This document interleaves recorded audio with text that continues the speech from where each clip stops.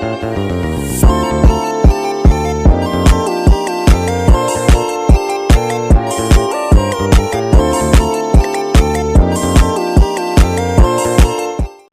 warahmatullahi wabarakatuh. Perkenalkan, saya Siti Nur Fadila Ramadhani dengan nomor induk mahasiswa 230501502003. Nah, di sini saya akan menceritakan ulang kembali tentang buku yang berjudul Kucing Setan yang Merasakan Cinta. Nah, Kucing Setan yang Merasakan Cinta ini berkisah tentang relasi manusia dan hewan peliharaannya yang bernama tuannya Cicilia Ode. Meramu kisah-kisah dengan amat apik sehingga terasa begitu menghibur dan menyentuh dengan pesan-pesan tersiratnya yang menghangatkan dada. Membaca cerita-cerita ini dalam buku ini juga meyakinkan kita bahwa manusia dan hewan peliharaannya bisa memiliki ikatan yang emosional yang kuat, bahwa cinta itu universal dan tak terbatas pada bentuk atau wujud semata. Namun konon katanya kucing hitam itu pembawa sial. Ternyata juga dulu kucing hitam itu memiliki seorang dukun jahat. Kucing setan yang merasakan cinta, ternyata kucing setan itu membenci seluruh pengalaman barunya bersama usia tuannya yang baru. Dia sangat membenci kehidupan yang lemah dengan tuan yang barunya. Buku ini juga bukan hanya soal kucing atau sudut pandang anjing juga. Jadi pengingat kalau memelihara hewan itu butuh komitmen, waktu, dan finansial. Nah, beberapa nih cerita favorit saya yang ada dalam Kucing Setan itu. Pada bagian awal itu cerita satu tentang kucing setan yang merasakan cinta. Nah, kucing hitam seringkali dibilang pembawa sial atau semacamnya lah. Nah, di cerita ini ada pedagang yang tega mewarnai kucing hitam menjadi warna putih. Sedih sekali. Demi agar kucing hitam ini tidak dikatakan pembawa sial, pedagang ini tega mewarnai kucing hitam ini menjadi warna putih. Nah, kucingnya ini dikirim ke kompetitor biar jadi pembawa sial buat bisnisnya.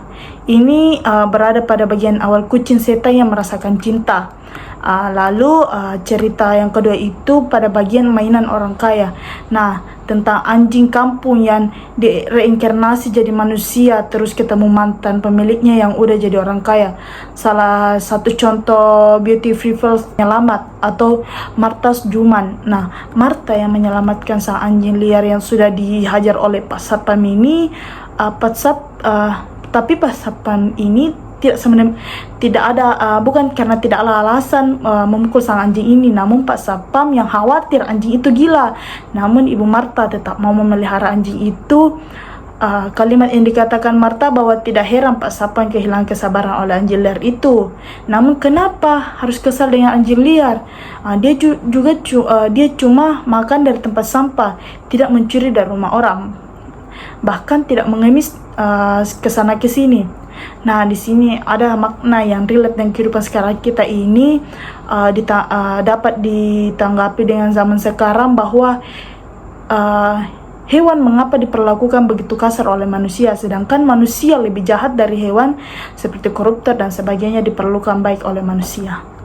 Wah, itulah tadi cerita-cerita menarik yang saya dapatkan dari Kucing Setan yang Merasakan Cinta.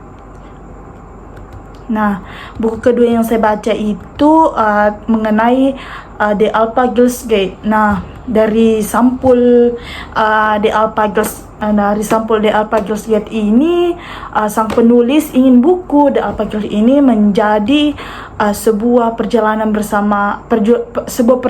bersama dia, kamu yang menggelitik nalar dan hati melalui lembaran-lembaran dalam buku ini. Nah, bagian yang saya suka juga ada beberapa. Yang pertama itu pada bagian The Alpha Female. Nah, apa itu The Alpha Female? Nah, pertanyaan yang sering muncul yang sering kita dengar di mana-mana. Perbedaan alpha female dan dengan Miss Independent apa saja? Nah, alpha female sudah pasti Miss Independent, namun Miss Independent belum tentu alpha female. Nah, sifat independen ini adalah salah satu karakteristik alpha female yang membedakan seorang alpha female dari perempuan independen biasa. Adalah dia memiliki power dan pengaruh atas orang lain. Nah, next, selanjutnya pada bagian yang saya suka itu The Alpha Student. Nah, The Alpha Student, wah menarik nih tentang The Alpha Student ini. Ada nih pertanyaan yang sering kita dengar. Untuk apa perempuan sekolah tinggi-tinggi? Kenapa sering muncul pertanyaan itu? Nah, di The Alpha Student ini saya mendapatkan beberapa jawabannya. Adapun Kristen yang pertama, cewek itu harus berpendidikan tinggi nggak sih? Nah, ujung-ujungnya juga dapur juga. Wah, sangat sering kita dengar pertanyaan-pertanyaan seperti itu. Kata yang saya dapat dari The Alpha Girls ini bahwa ingat bahwa hidup ini tidak ada yang pasti. Nah, adapun The Alpha Sister says, nah, saya tidak perlu hanya menunggu pangeran berkuda. Saya sudah punya kuda sendiri. Terima kasih. Nah, inilah pentingnya juga pendidikan bagi seorang wanita atau seorang perempuan. Inilah pentingnya pendidikan bagi perempuan.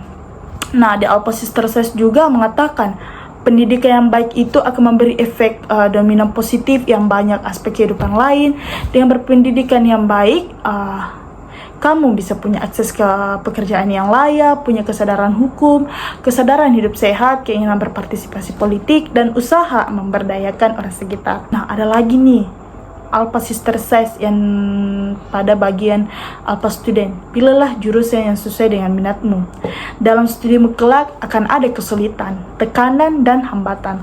Nah, pada keadaan itu kamu tidak akan menyalahkan siapapun. Disitulah kamu bertanggung jawab atas pilihanmu sendiri dan belajar dewasa. Jadi jangan kita asal memilih jurusan dalam perguruan tinggi, karena jika ada hambatan-hambatan, kitalah yang harus bertanggung jawab atas pilihan kita sendiri. Nah, ada lagi nih pada bagian yang saya suka yang keempat, yaitu nah, selanjutnya itu The Alpha Lover. Wah, sudah masuk ke cinta-cinta. Nah, di sini ada nih pertanyaan, mengapa sih cowok segan mendekati kamu? Nah, kalau kita menemukan bahwa alasan cowok segan mendekati kita ini karena kualitasnya yang membuat mereka minder, maka jangan berbuat apa-apa, karena seorang The Alpha Girl tidak pernah menurunkan kualitasnya hanya untuk disukai cowok.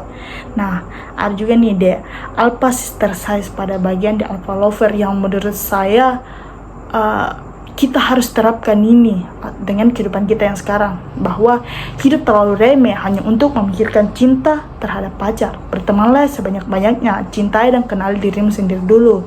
Lakukan hobi positif apapun yang bisa menambah skill kamu. Percaya, kamu gak akan menyesal jika memaksimalkan kemampuanmu. Baik, itulah tadi hasil dari bacaan-bacaan buku yang telah saya baca selama setengah semester ini.